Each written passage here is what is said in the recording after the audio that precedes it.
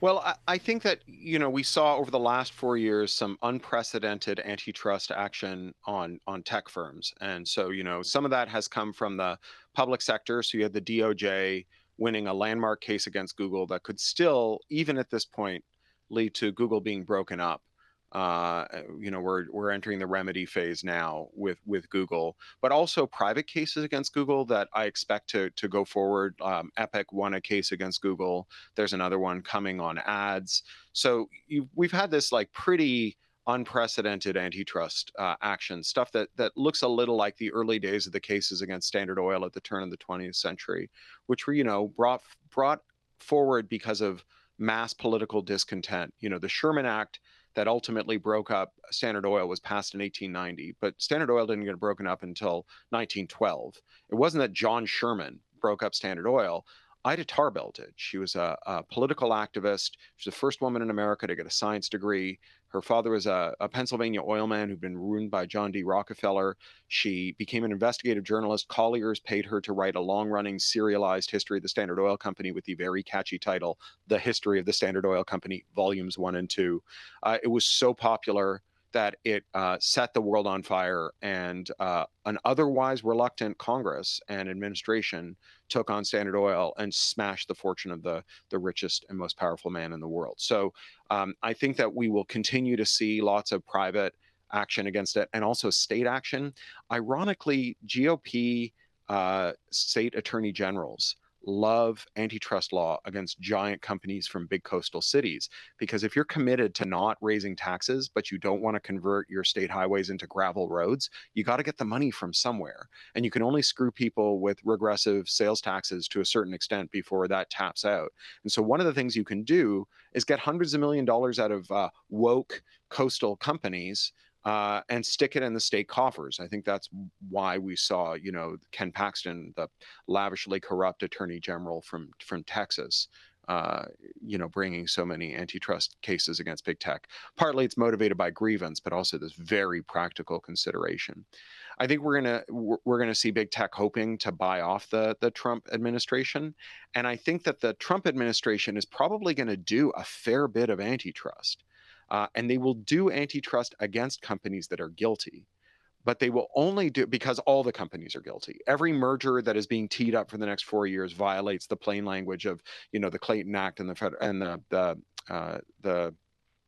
Sherman Act, and the pricing strategies violate Roberts and Patman. I mean, they're all facially illegal, and so any company that he chooses to, he can bring an existentially threatening legal case against, and it will be a perfectly justifiable case. But he will only choose to do this to companies that challenge his hegemony, right? And so companies that are disloyal to him will face the full might of the US government. And there is a trap for progressives and leftists here, which is to assume that any company that Trump goes after must be a good company because Trump is going after them, right? This enemy of my enemy shit is going to destroy us if we fall into it. This is like when libs were like, Robert Mueller is great. I love the FBI. They're a force for progressive power. They would never tell Martin Luther King to commit suicide again, right? That was just like this one. That must have been a rogue agent, right? COINTELPRO is in their rearview mirror. It's like witch burning or something. It's not something they would ever do today. So do not let yourself get suckered into thinking that the terrible criminal enterprises that Trump goes after are good merely because Trump is going after them. We have to understand that he's going after bad companies, but not because they're bad. He's going after bad companies because they're not sucking up to him and because he wants to make examples out of them. I think globally, we'll see a lot more happening. So the European Union has basically said, we don't give a shit about American big tech. We don't care if they live or die. Nick Clegg, who is the sellout deputy prime minister of the United Kingdom under the Tory coalition government of what's his name, David Cameron. He's now on 4 million a year as Facebook's head of policy and outreach in Europe, going around to his former colleagues in European governments and saying, "We are going to keep Europe safe from Chinese Communist Party cyberspace." Whatever that means. No one believes him. They don't give a damn about American big tech, and they are happy to see it die.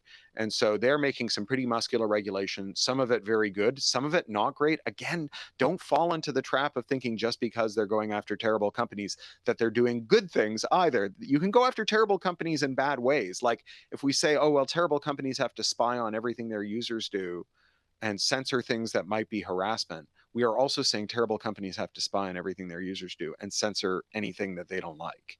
And so, if you want to be able to like stand up a little social media server, you and 50 of your friends or your affinity group or people who have the same rare disease as you don't want Mark Zuckerberg spying on you when you talk about it, you don't want a rule that says you have to spy on everyone and you're responsible if one person insults someone else enough that they say it's libel or harassment or whatever. That's a terrible rule. We want to make them smaller and weaker, not more important. And so if we force them to defend their users, we have to make them more important and stronger. They still will suck at it. They'll just be stronger and harder to fight. So the European Union is going to go after these companies. And what's going to be really interesting about this is that these multinational companies commit the same crimes everywhere. It's not like they have a different set of business logic in South Korea than they do in Belgium. And so when the EU won a case against Apple, the South Korean government basically translated into Korean and successfully brought it against Apple in South Korea. And then the Japanese government translated into Japanese and did it again. So in the same way that you have these red state attorneys general going like, yeah, I'll happily take 300 million bucks out of Google for breaking the law. You might get Ghana saying, yeah, we'll also take $300 million out of Google for breaking the law. And we already have the exhibits, the arguments, the discovery. It's all sitting there in a docket in the European Commission.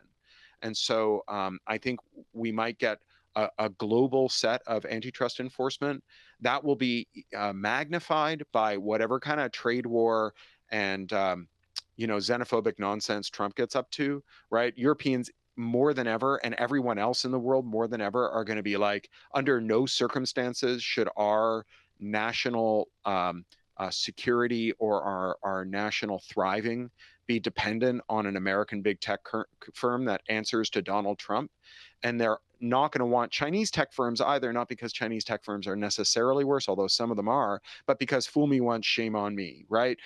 If you've already seen what happens when you let a foreign great power control your national digital infrastructure, you'd be very stupid to let a different foreign great power control your national digital infrastructure. So I think we have the space opening for open source, free software, publicly maintained, federated, decentralized technologies that have an enormous amount of global public subsidy, but that are able to be implemented on servers that are your own, so that you aren't vulnerable to the whims of distant corporations or the governments they answer to, and you can have some national self-determination on this.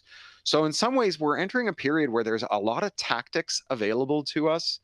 It doesn't mean we'll automatically win, right? But like, there is no reason to give up here. There's all the reason in the world to think that other countries can pick up some of the slack, and Americans can use that code, right? There's nothing that says that you won't be able to pick up and run the software that's being maintained by the European Union or by a coalition of nations from the global south, or both together, and run it here as an alternative to Facebook, Twitter, and the other giant tech platforms. So that is the great Cory Doctorow. You guys need to follow Cory on every platform he's on. You need to read everything that Cory has written.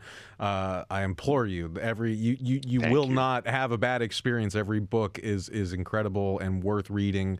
Cory, I want to thank you so much for giving us so much of your time today. I appreciate you, man. And I guess final 30 seconds to the digital rank and file folks out there watching this, wondering where the fight is and what they can do to help. Any closing words to folks out there watching? Yeah, tons of unions suck, and union bosses are often terrible people.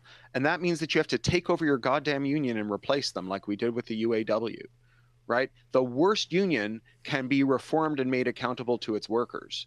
An atomized group of workers who have no union have no opportunity to reform it and have a solidaristic impact on their employer. So if your union sucks, fix your goddamn union. We've got 4 years till the general strike. and it's going to happen in the middle of the next election. And this is your time to get cracking.